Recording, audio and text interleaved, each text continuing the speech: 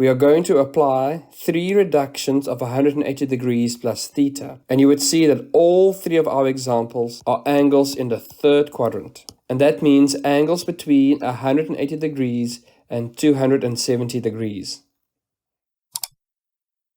First, let us start with sine of 200 degrees.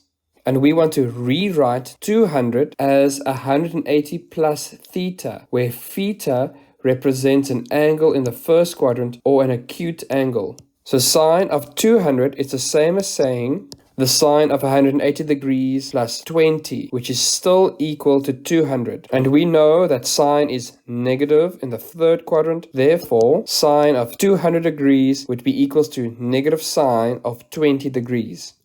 Next, we have cosine of 210 degrees. And again, we want to rewrite 210 as 180 plus theta, where theta is an acute angle.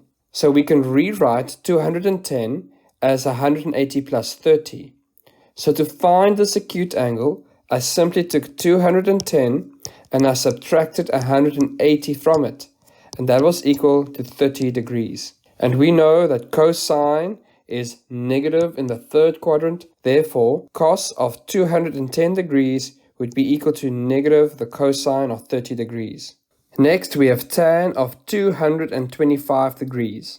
And I can rewrite 225 as 180 plus 45 degrees. So I took 225 and I subtracted 180 from it, and that led me to 45 degrees. And we know that tan is positive in the third quadrant. So the tangent of 225 degrees is equal to the tan of 45 degrees, where 45 degrees represent a special angle, and the tangent of 45 degrees is equal to 1.